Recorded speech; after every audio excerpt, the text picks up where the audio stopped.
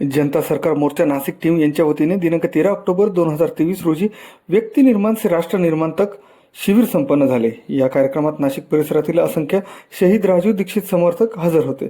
जनता सरकार मोर्चाच्या वतीने संजीव शर्मा, नरेंद्र शर्मा, गुरमीत सिंग भाई, रियाज भाई, आनंद भाई, विनायकजी रायकर भाई प्रमुख उपस्थित होते। त्याचप्रमाणे विनायकजी रायकर यांनी कोरोना वैश्विक षडयंत्र होते याबद्दल माहिती दिली। तसेच भविष्यात अशा प्रकारच्या मानवनिर्मित महामारी तयार करून जगातील लोकसंख्या कमी करण्याबाबतचे षडयंत्र या संदर्भात माहिती दिली। तसेच श्री संजीव शर्मा यांनी भारतीय रुपयाचा इतिहास व भारतीय रिझर्व्ह बँक करत असलेले रुपयाचे अवमूल्यन याबाबत माहिती दिली। कार्यक्रमाचे आयोजक ॲडव्होकेट केशव आहेर, अशोकजी मंगला, बशीरभाई शेख, रवी बावने, हरिभाऊ क्षीरसागर, विशाल जोशी, मोहम्मद पठाण यांनी केले होते। या कार्यक्रमास नाशिक व परिसरातील कार्यकर्ते मोठ्या संख्येने उपस्थित होते। फसवले आपल्या बघा, ज्या वेळेला जात धर्म देश यामध्ये तुम्हाला काही कन्फ्युजन तयार झालं कायद्यामध्ये, तर आधार शेवट संविधानाचा घेतला जातो, तेच फायनल मानलं जातं। हे तर मान्य आहे तुम्हाला? सर्वोच्च स्थानी आपलं संविधान आहे। तर आपल्या भारताच्या संविधानामध्ये कुठल्याही राजकीय पक्षाला निवडणूक लढवण्याची तरतूद भारताच्या संविधानामध्ये अजिबात केलेली नाही। जर असं कोणी मला आणून दाखवलं तर मी आज रोजी डिक्लेअर करतो, मी 1 लाख रुपयाचं बक्षीस त्याला देतो। भारताच्या संविधानामध्ये कुठल्याही पॉलिटिकल पार्ट्यांना निवडणूक लढवण्याची परवानगी तरतूद कायद्याने भारताच्या संविधानामध्ये केलेली नाही। पहिला मुद्दा। दुसरा, अजून 1 लाख रुपयाचं बक्षीस तुम्हाला। भारताच्या संविधानामध्ये कुठल्याही पॉलिटिकल पार्टीला निवडणूक चिन्ह, इलेक्शन सिम्बॉल वापरण्याची तरतूद केलेली नाही। तुम्ही मला आणून दाखवा, मी पुन्हा 1 लाख रुपये तुम्हाला देतो। त्याचं कारण कसं तुम्हाला मी सांगतो।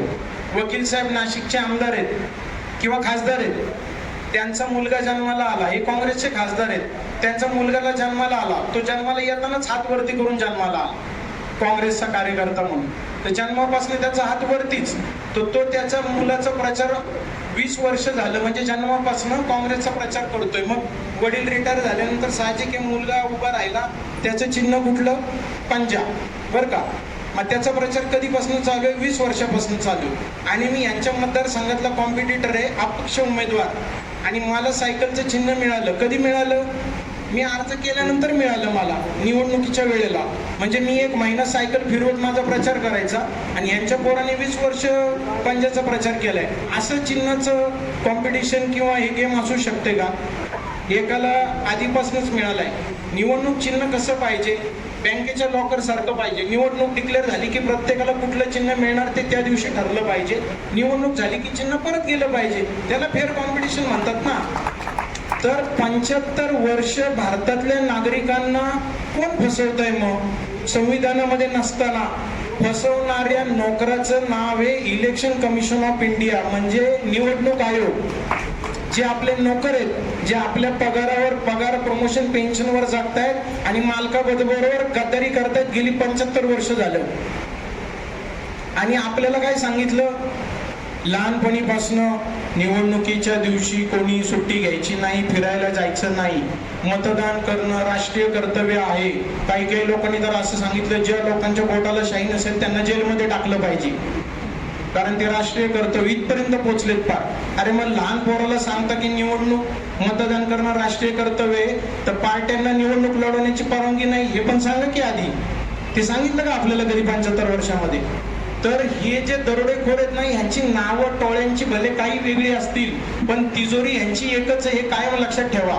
महाराष्ट्रामध्ये जे राजकारणाचा खेळ खंडोबा झालाय, एवढा खेळ खंडोबा तुमच्या आयुष्यात कधी तुम्ही पाहिला होता का?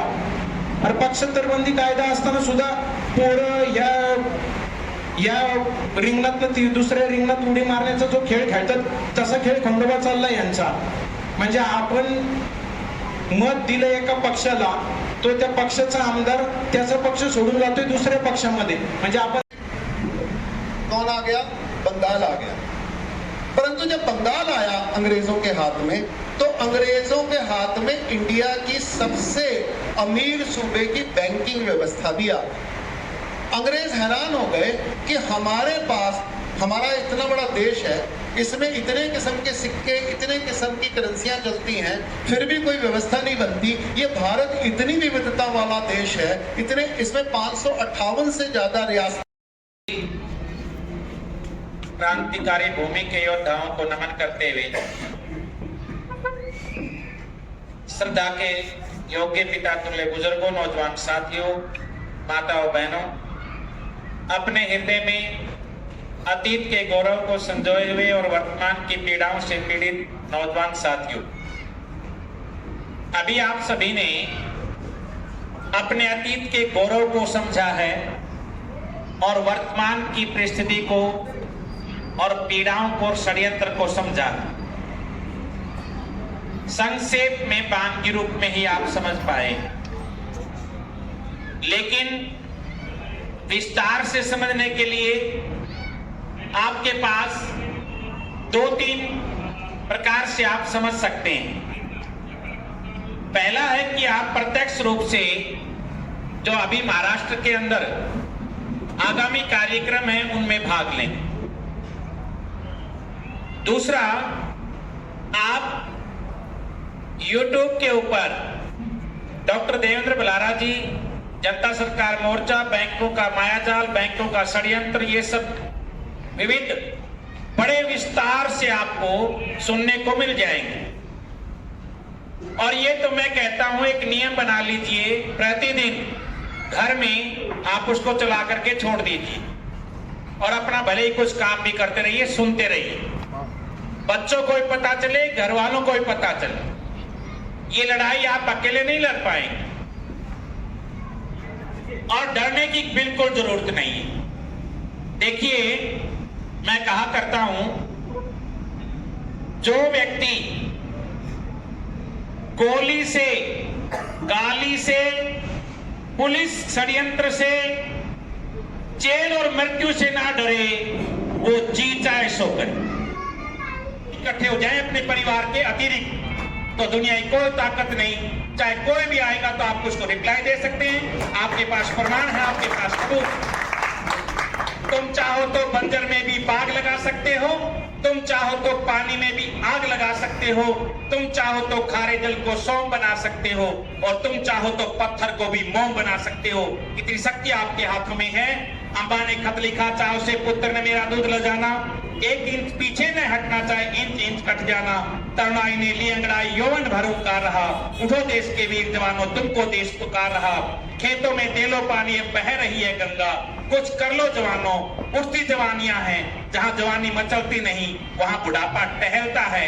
इसलिए सभी भाई संगठित होकर के, संगठन से जुड़ करके और आप सभी एक होकर के, जो आपको दस्तावेज मिलता है, जो आपको कार्यक्रम मिलता है, उस कार्यक्रम को जागरूक होकर के ज्यादा भाई जो 3 दिवसीय, 2 दिवसीय, 7 दिवसीय, पहले लेवल की, दूसरे लेवल की जो ट्रेनिंग है, उसको आप अटेंड कीजिए और एक मिस कॉल आप जरूर लगा देंगे। अगर आपने संगठन से नहीं जुड़े हैं तो एक अपना फोन निकाल लीजिए और इसमें 095 095 1817 095 1817 0000 4 टाइप 0। फिर से बोल रहा हूं, शुरू में 0 लगाना है। 95 18 17 0000। सभी का किसी का अगर नाम रह गया तो भी हमें क्षमा करें, और दिल में है हमारे। तो इनका मैं अभी वकील साहब के पास में माइक देता हूँ, वो इनके स्वागत करें। धन्यवाद। हाँ, उनके बाद एक सब लोग आगे खड़ा रहेंगे, एक फोटो सेशन होगा, सब ग्रुप से फोटो निकालेंगे। ये फोटो सिर्फ इसलिए है कि पूरे भारत के लोगों का उत्साह वर्धन हो जाए कि हम सारे भारत में एक जुड़ रहे हैं। इस तरह के व्याख्यान करना चाहते हैं वो हमारे आचार्य आनंद जी से संपर्क कर सकते हैं। उनका मोबाइल नंबर मैं आपको दे रहा हूँ, अपना नोट करें। 6280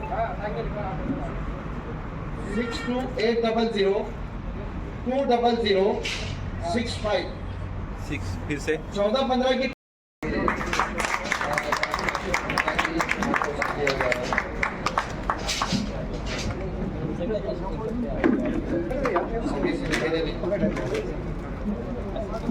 आचार्य चंद्रदेव जी जो है पिछले 15 सालों से हमें इनसे सीखने को मिल रहा है।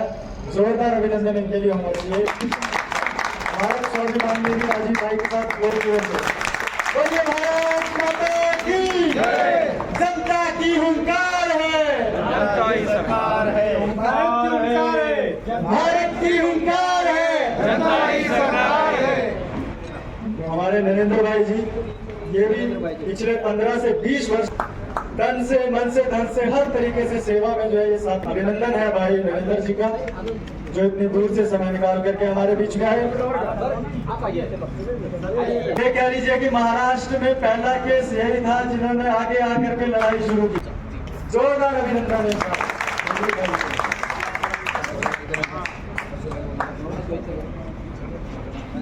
नमनाथ दुलाल जी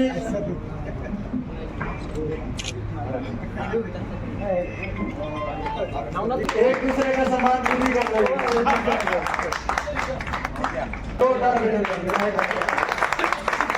के टाइम में बहुत एनर्जी के साथ राजीव भाई के साथ इन्होंने काम किया था और हजारों लोगों की जिंदगी बचाने में आनंद भाई का नाम आता है, हमेशा सदैव तत्पर रहते हैं, हर किसी के सहयोग के लिए आगे आते हैं।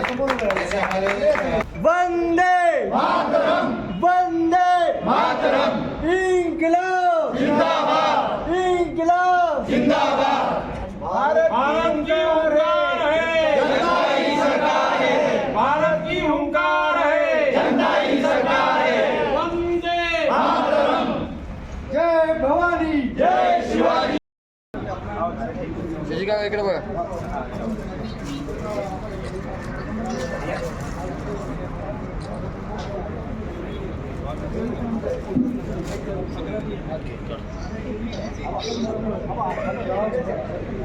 इकडे बघा आबा.